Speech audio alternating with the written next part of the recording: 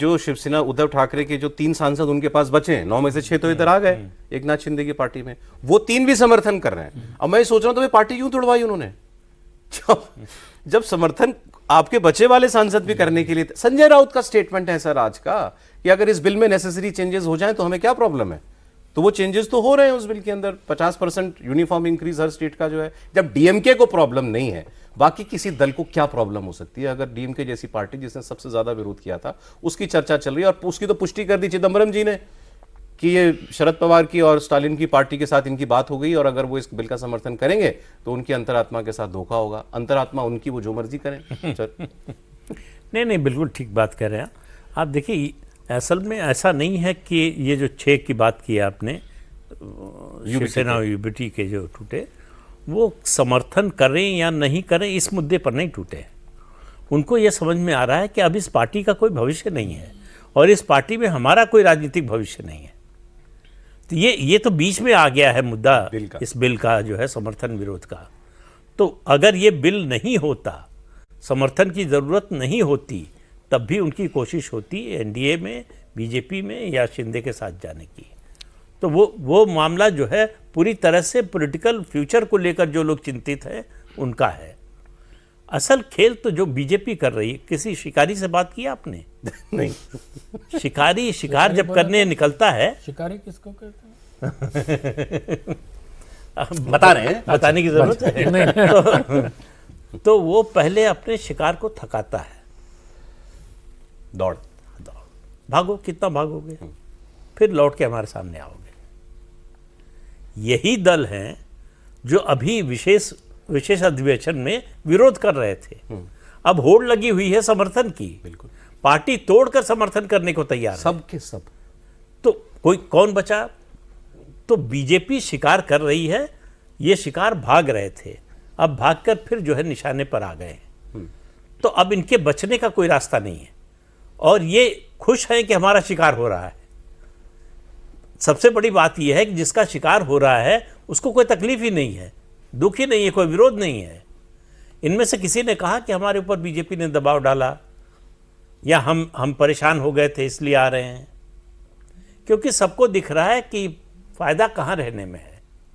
और इसमें मेरा मानना है कि सबसे बड़े दोषी इन पार्टियों के नेता हैं। अगर आप अपने कैडर में आत्मविश्वास, अपने कैडर में जोश नहीं पैदा कर सकते, उम्मीद नहीं जगा सकते कि नहीं ये समय निकल जाएगा, अच्छा समय गया तो बुरा भी निकलेगा, जब ये उम्मीद जगाने में आप नाकाम हो जाते हैं तो फिर जो है लोग अपने से अपना रास्ता ढूंढने लगते हैं। सर, ये बात जो आप कह रहे हैं आज सुप्रिया सुले ने कैसे कही? मतलब और दलों को एक नसीहत थी उसमें, जब उनसे कहा कि आपकी पार्टी के सांसद तो आना चाहते हैं तो ये टूट तो नहीं जाएगी पार्टी। तो उन्होंने कहा कि हमारी पार्टी एकजुट है, उसकी वजह यह है कि पवार साहब केवल लीडर ही नहीं है, वो हमारे साथी की तरह हमसे व्यवहार करते हैं, हम लोगों से बात करते हैं, वो एक एक आदमी से बात करते हैं। तो ऐसे नहीं टूट जाएंगे हम, जैसे यूबीटी टूट गई या टीएमसी टूट गई।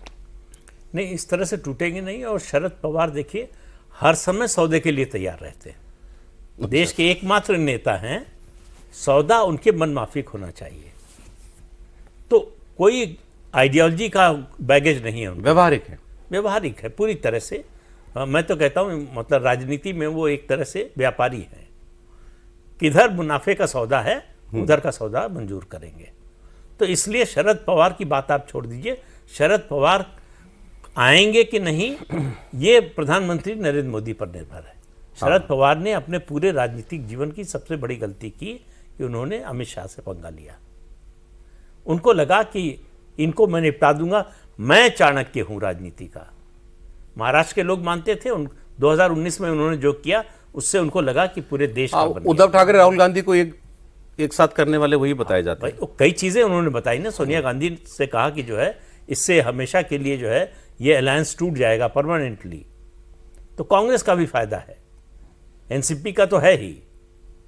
तो उनकी योजना ये थी कि किसी तरह से ये इतना तगड़ा अलायंस है कि इसके रहते जो है हम जीत नहीं सकते, फिर तो इसको तोड़ो। और उसमें कमजोर कड़ी थे उद्धव ठाकरे, मुख्यमंत्री बनने के लिए चले गए। भाई उस समय किसी ने जनादेश की बात की कि जनादेश किसको मिला था? आज जो लोग छोड़ रहे हैं उनसे पूछा जाता है भाई आप तो इनके टिकट पे जीत कर आए, ये जनादेश था।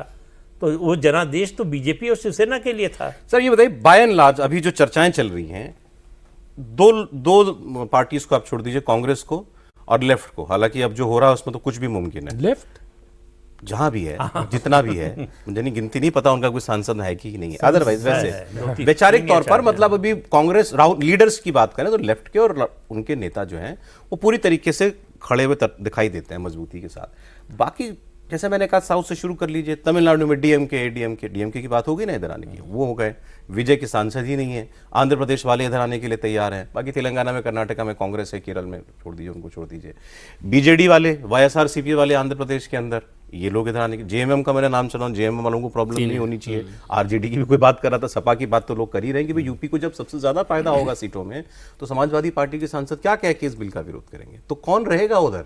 राहुल गांधी अकेले?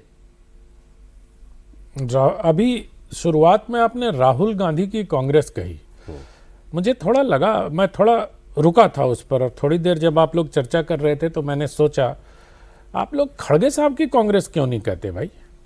आप लोग हमेशा राहुल गांधी की कांग्रेस, राहुल गांधी की कांग्रेस, अभी तो खड़गे जी की कांग्रेस है भाई।